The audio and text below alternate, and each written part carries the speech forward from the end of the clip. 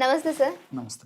Sir diabetic ఇది ఎక్కడ చూసినా, ఏ ఇంట్లో చూసినా ప్రతి ఒక్కరిని పట్టి పీడిస్తుందని చెప్పొచ్చు. సో, మన హోమ్ రెమెడీస్ అంటే మన ఇంట్లో దొరికే వాటితోటి ఏమైనా హోమ్ రెమెడీస్ దీనికి ఉపయోగపడతాయి అంటారా? చాలా చాలా ఉన్నాయమ్మా. సో మీరు చెప్తే ఆశ్చర్యపోతారమ్మా. సింపుల్గా అన్నీ మీకు దొరికేటువంటి ఔషధాలతోనే చక్కటి హోమ్ రెమెడీ తయారు చేసుకుని ఆ షుగర్ వ్యాధి నియంత్రణకి ఎలా వాడుకోవాలో కూడా చూపిస్తారమ్మా. Okay sir. సో దీనికి కావాల్సిన పదార్థాలు నాలుగమ్మా. సో మొట్టమొదటి పదార్థము కరివేపాకు. కరివేపాకు నువ్వు ఎండించేసేసి చూర్ణంలాగా తయారు చేసుకొని మా ఔషధంలోకి వాడుకోవాలమ్మా. పూర్వకాలము ఈ కరివేపాకును బాగా వాడేవాళ్ళమ్మా. ఈ మధ్య కాలంలో కొన్ని కారణాల రీత్యా మరి కరివేపాకును వాడడం బాగా తగ్గిపోయిందమ్మా. ముఖ్యంగా చిన్నపిల్లల విషయంలో కరివేపాకు ఆహార పదార్థాల్లో వంటకాల్లో వేసినప్పటికీ పక్కన తీసి పక్కన వేసేసి ఆహారం తింటున్నామా. కానీ కరివేపాకు షుగర్ రాకుండా ఉంచేటువంటి అద్భుతమైన శక్తి ఉంది.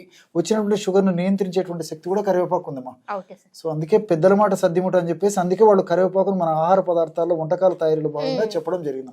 సో కరివేపాకు చూర్ణం తయారు చేసుకోవాలి. అదేవిధంగా రెండవ పదార్థంగా మెంతులమ్మా. మెంతులను వేయించేసేసి చూర్ణంలాగా తయారు చేసుకోవాలి. మూడవ పదార్థంగా ఉసిరిక పెచ్చులు, ఎండించినటువంటి ఉసిరిక పెచ్చులు మనం చూర్ణంలాగా తయారు చేసుకోవాలి. లేకపోతే మార్కెట్లో అమ్ల చూర్ణం అని చెప్పేసి దొరుకుతుందమ్మా. ఉసిరిక ఆ యొక్క చూర్ణం కూడా తీసుకోవచ్చమ్మా. సో నాలుగవ పదార్థంగా మంచి దాల్చిన చెక్క చూర్ణం కూడా అవసరం అవుతుంది. సో ఈ పదార్థాలు మనం చూర్ణం తయారు చేసి పెట్టుకుంటే ఆ చూర్ణాలు ఏ రేషియోలో కలుపుకోవాలో కూడా మనం తెలుసుకోవచ్చమ్మా. సో ఎలా కలుపుకోవాలో కూడా నేను చూపిస్తానమ్మా. సో ఇప్పుడు ఏ విధంగా కలుపుకోవాలి అన్ని చూర్ణాలు అంటే ఎంత క్వాంటిటీ తీసుకోవాలనేది కూడా చూద్దాం. మొట్టమొదట కరివేపాకు చూర్ణాన్ని తీసుకోవాలమ్మా. కరివేపాకు చూర్ణాన్ని ఒక 50 గ్రాములు తీసుకోవాలమ్మా. కరివేపాకు చూర్ణము 50 గ్రాములు.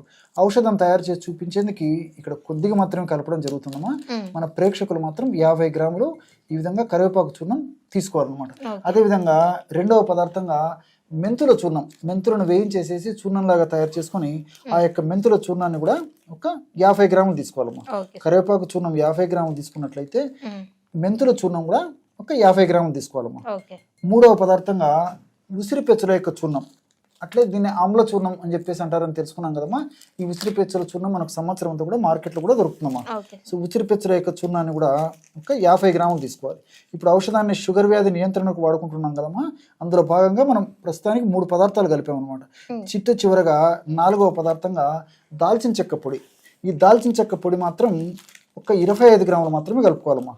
మిగతా పదార్థాలన్నీ 50 గ్రాముల చొప్పున కలుపుకుంటే దాల్చిన చెక్క పొడి మాత్రం కేవలం 25 గ్రాములు కలుపుకుంటే సరిపోతుందమ్మా. కాబట్టి ఈ యొక్క దాల్చిన చెక్కను తక్కువ ప్రమాణంలో కలుపుకోవాలన్నమాట. ఈ 4 పదార్థాలు అంటే కరివేపాకు చూర్ణము, అదేవిధంగా ఉసిరిక చూర్ణము, మెంతుల చూర్ణము, చివరగా మనం ఈ యొక్క దాల్చిన చెక్క చూర్ణాన్ని కూడా కలిపాం కదమ్మా. ఈ 4 పదార్థాలు కూడా షుగర్ వ్యాధిని నియంత్రించేందుకు, షుగర్ వ్యాధి బాగా కంట్రోల్లో ఉంచుకునేందుకు చాలా సమర్థవంతంగా పనిచేస్తాయమ్మా. అద్భుతమైన ఔషధాలు.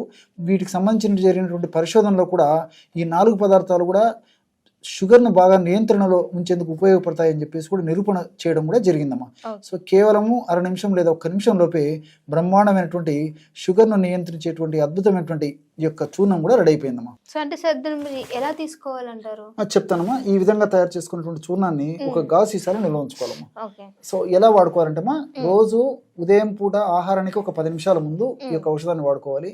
రాత్రిపూట ఆహారానికి ఒక 10 నిమిషాల ముందు లేదా ఒక 5 నిమిషాల ముందు ఈ యొక్క ఔషధాన్ని వాడుకోవాలి. ఎలాగంటేమా, ఒక 50 ml ఈ విధంగా గది ఉష్ణోగ్రత ఉన్నటువంటి నీళ్లు తీసుకోవాలమ్మా. ఆ 50 ml నీళ్లలో మనం తయారు చేసి పెట్టుకున్నటువంటి చూర్ణం ఏదైతే ఉందో దీన్ని కేవలము 1/2 టీ స్పూన్ అంటే ఒక 2.5 గ్రాము చూర్ణం కలిపేస్తే సరిపోతుంది. అందుకే ఒక 50 ml నీళ్లు తీసుకోవాలి. 50 ml నీళ్లలో మనం 4 పదార్థాలు కలిపి చూర్ణం తయారు చేసి పెట్టుకున్నాం కదమ్మా. ఈ యొక్క చూర్ణాన్ని ఒక 1/2 టీ స్పూన్ అంటే 2.5 గ్రాము వరకు కలిపేస్తే సరిపోతుంది అనమాట.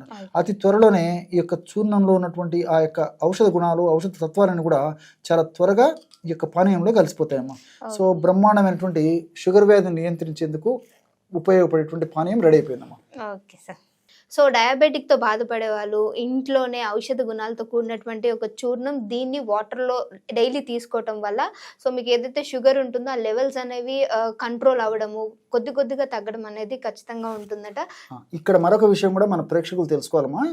సో ఈ యొక్క ఔషధం యొక్క ప్రత్యేకత ఏంటంటమ్మా, కేవలము షుగర్ వ్యాధిని నియంత్రణలో ఉంచుకోవడమే కాకుండా షుగర్ వ్యాధి వచ్చిన తర్వాత ఒక 4-5 సంవత్సరాల వరకు కూడా ఒక మోస్తరు ఆరోగ్యం బాగున్నప్పటికీ మరి క్రమక్రమంగా ఆరోగ్యము కొన్ని రకాల అనారోగ్య పరిస్థితులు ఏర్పడతాయమ్మా. అవును. సో తల నుంచి కాళ్ళ వరకు అనేక రకాల సమస్యలు కలుగుతాయి. మెదడుకు సంబంధించినటువంటి సమస్యలు, కంటికి సంబంధించినటువంటి సమస్యలు, అదేవిధంగా కిడ్నీలకు సంబంధించినటువంటి సమస్యలు, చర్మానికి సంబంధించినటువంటి సమస్యలు, రక్తనాళాలకు సంబంధించినటువంటి సమస్యలు, నరాలకు సంబంధించినటువంటి సమస్యలు, జీర్ణ వ్యవస్థకు సంబంధించినటువంటి సమస్యలు, ఇలా రకరకాల సమస్యలు కలుగుతాయమ్మా. అలాంటి సమస్యలు కలగకుండా ఉండేందుకు ఈ యొక్క ఔషధం సదా ఉపయోగపడుతుంది. అంతేకాకుండా అథవా అలాంటి సమస్యలు వచ్చినప్పటికీ అది ప్రమాదకరంగా మారకుండా ఉండేందుకు కూడా ఈ యొక్క ఔషధం చాలా చక్కగా ఉపయోగపడుతుందమ్మా. మల్టిపుల్ బెనిఫిట్స్ ఉంటాయి. దీంతో పాటు ఈ యొక్క ఔషధం మరొక ప్రత్యేకత ఏంటంటేమా, షుగర్ వ్యాధికి వాళ్ళు వాడేటువంటి ఆధునిక కృత్రిమ రసాయన ఔషధాల యొక్క డోసు కూడా తగ్గించుకోవచ్చమ్మా. సో ఇది కూడా మంచిదే కదమ్మా. ఎందుకంటే ఆధునిక కృత్రిమ రసాయన ఔషధాలు డోసు పెంచే కొద్దీ సైడ్ ఎఫెక్ట్స్ మొదలవుతాయి. సో అలాంటి వాటి యొక్క సైడ్ ఎఫెక్ట్స్ బాగా తగ్గించేందుకు, వాటి యొక్క డోసును తగ్గించేందుకు ఉపయోగపడమే కాకుండా షుగర్ వ్యాధిని నియంత్రిస్తూ మరి షుగర్ వ్యాధి వల్ల కలిగేటువంటి ఉపద్రవాల నుంచి కూడా రక్షించేందుకు ఇది చాలా చక్కగా ఉపయోగపడుతుంది. ఓకే, సో విన్నారు కదా. సో అన్ని ఔషధ గుణాలు కలిగినటువంటి ఈ జ్యూస్ కనుక మీకు యూజ్ అవుతుంది అనుకుంటే డెఫినెట్గా ట్రై చేయండి. నేను ఎప్పుడు చెప్పేదే, ట్రై చేసిన తర్వాత ఖచ్చితంగా కామెంట్ చేసినట్లయితే ఆ కామెంట్, మీ యొక్క కామెంట్ అనేది చాలా వాల్యుబుల్, ఎదుటి వాళ్ళకు కూడా యూజ్ అయ్యే అవకాశం ఉంటుంది. మీకు ఇంకేమైనా ప్రాబ్లమ్స్ ఉంటే కూడా అది కామెంట్ చేయండి. ఆ వీడియోస్ చేయడానికి కూడా మేము ట్రై చేస్తాం. ఇంకో వీడియో వచ్చేంత వరకు చూస్తూనే ఉండండి అవర్ ఛానల్.